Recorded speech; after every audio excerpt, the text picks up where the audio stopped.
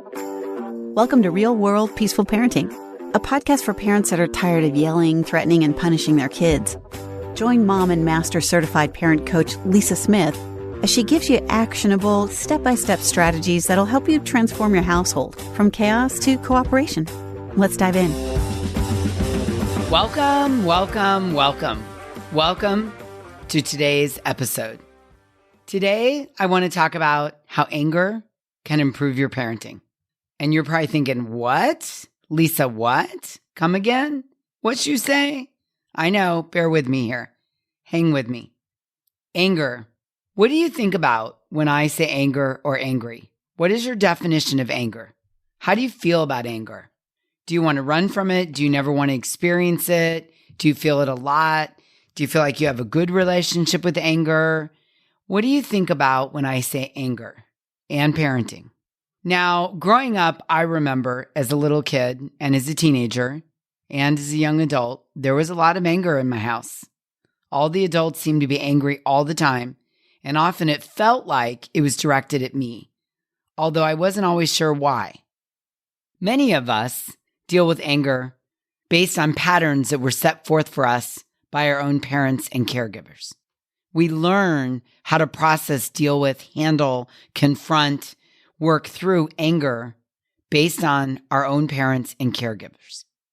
And if we look up in the dictionary, which I did, anger is defined as a strong feeling of annoyance, displeasure, or hostility.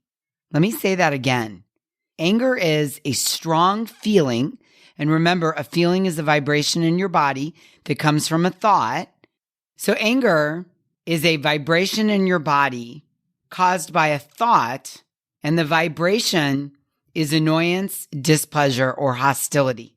And when I saw that last word, hostility, I was like, whoa, I have to do a podcast episode about this because we really don't want to be projecting annoyance, displeasure, but most importantly, hostility onto our children or around our children or with our children or to our children, right? Ugh. So good to talk about this. So a strong feeling of annoyance, displeasure, or hostility is anger. And this was certainly true for me when my son was little. It's hard to admit it to you. It's still hard to talk about my old dominant ways 14 years later. But if I'm honest with you, when my now 18-year-old Malcolm hit the age of about 3, I noticed I was angry often. I was easily set off in my displeasure or hostility and slow to cool down. Can you relate? Is this you? And to make it worse, as I look back on it, I realize that the anger, the hostility, the annoyance, the displeasure often didn't fit the crime. He just didn't get his shoes on or didn't get dressed fast enough or didn't do what I asked the first time. And I remember one day my husband, David, said, "Why are you so angry all the time? This parenting thing is supposed to be enjoyable." And it hit me like a ton of bricks. I was the angry parent, the parent I never wanted to be. It was me. I was it. My anger level was one of the signals early on in my parenting journey, one of the signs that I needed and wanted desperately to parent differently. So I became a student of anger. I know it sounds weird and crazy and different, and you're probably like, what? But I did. I studied anger. I dug into what is it? Where does it come from? And then I asked myself important questions like, why was I angry when parenting? Why? How did I get here? Are there other things going on in the background that I'm just projecting my anger, my frustration, my hostility onto my kid? The truth was, yeah, I was a lot. I also just didn't know anger was my go-to emotion when things weren't going my way, because that's the marinade that I marinated in as a child. That's what I knew. That's what was modeled for me. So I asked questions like, what do I do about this? How do I overcome this? I know it's possible, but how? Where does this anger come from? And how do I process it and work with it? How do I make anger my guide? And as I began this journey and I dug into the anger, much to my surprise. And maybe this won't surprise you, but to my surprise at the time, I discovered that underneath all the anger was my own unmet needs. What? I know. Let me say it again. As I began to dig into my anger, I discovered underneath the anger was my own unmet needs. Did you know this before I said it? Because I'll admit I certainly didn't. Underneath anger is unmet needs. So when I find myself getting angry, that's my beacon to take a step back and immediately ask myself, what need do I have right now that isn't being met? What need? I remember a story fondly that I want to share with you to illustrate this. When my son was about 12, I found myself getting angry at the end of the evening, each and every night. My husband and I, would ask Malcolm to get ready for bed, which included things like go shower, brush your teeth, put your pajamas on, get your backpack ready. And he would look at me and just say no, which, is just what I wanted to hear after a long day, right? So he would look at me and say no, or he would beg for 30 more minutes of TV time, or he would drag his feet, or he would lollygag, or he would become easily distracted with any new shiny object in the room. He'd want to kiss the dog or ask me how my day went and have a long, protracted conversation or tell me a very intense, fun, wild story right at the time I asked him to get ready for bed. And all the while he was doing this, I was thinking in my mind, are you kidding me? Are you kidding me? It's late and I'm ready to sit down and relax. And I want to clock out for the night and be done working and wifing and adulting and parenting. And I would get really angry over this. Really angry. I was annoyed, I had displeasure, and I would build a lot of hostility with these thoughts that I had, that I marinated in every night. You feel me? Can you feel my anxiety raise? Is your anxiety raising as you hear me tell this story because you have a similar one? Yeah, I get it. And let me ask you, can you see my unmet need here? I needed at least an hour of me time to relax and wind down before I would go to bed. And I was ready to punch out of working, wifing, adulting, and parenting. So after too many rinse and repeats of the same night where I would lose my shiz and I would find my anger growing and growing and growing and my fuse getting shorter and shorter. It was a cycle that was getting repeated night after night. And of course, as it goes, I finally reached my limit one night. I felt myself about to explode at my son. Like really explode. But I had been doing the work on understanding anger and understanding that underneath anger was an unmet need. So in this particular night, I'll never forget it, I was able to catch myself and ask myself, hey, what's going on here? What are your unmet needs? Yes, I had a conversation exactly like this where I asked myself, Lisa, what are your unmet needs? And I realized after thinking about it for a little bit that I wanted this part of my day to be smoother. I wanted my son to be more efficient. I wanted him to understand that I was tired and didn't have the tolerance or the bandwidth for lollygagging and getting distracted. And if I'm really honest, I expected him to read the room, to figure this out and surmise all of this from my behavior and my tone. Makes me laugh just saying this out loud. Like kids can figure things out from tone. I mean, really. What I also understood is that he had unmet needs, right? He's tired and he doesn't want to move fast. He doesn't want to do the things I'm requesting, like shower, brush his teeth, and go to bed. I realized that he was struggling to turn off the TV and instantly comply and do what I was asking. I also came to see that I was letting this go on and on and on each night for a while and expecting a different result, which, according to Einstein, is the definition of crazy, doing the same thing over and over again and expecting a different result. And so what happened is once my unmet need became clear to me and I was able to get my arms around it, I was able to proceed from a different place. So I got us through that night, and the next day during dinner, my husband, my son, and I had a family conversation about our nighttime routine.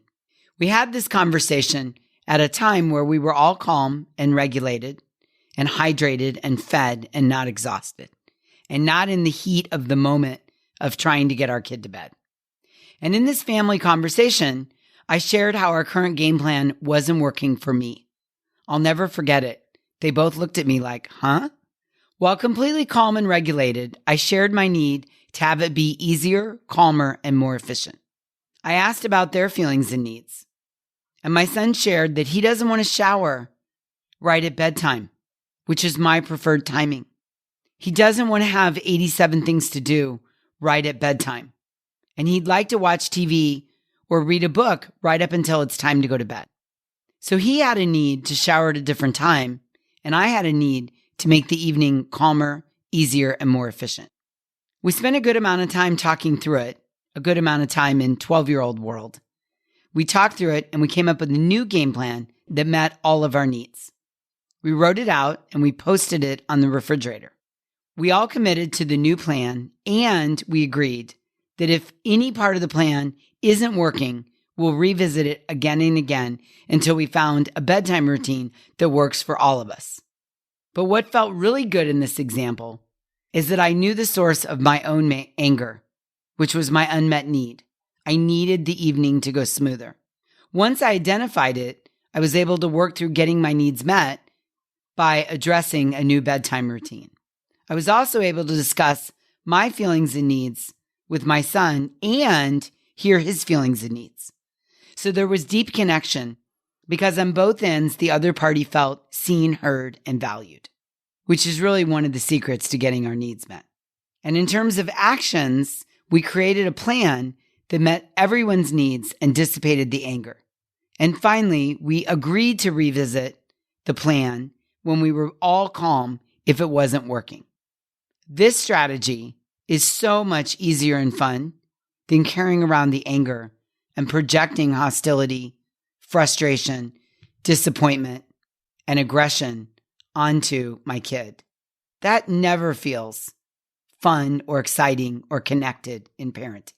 Yeah? I really want to encourage you to dig into your anger, to use it as a beacon in your parenting. And maybe you like this idea, but you're not sure what you need and you're not sure how to do this. No problem. I got you. Now your turn. When do you find yourself getting angry while parenting? Is it when your kids are getting ready in the morning? Is it when they're sibling fighting? Is it getting your kids to listen when you make a request? Is it bedtime like it was for me? Is it getting them to school in the morning on time? Is it on the weekends when there's a lot of unstructured time?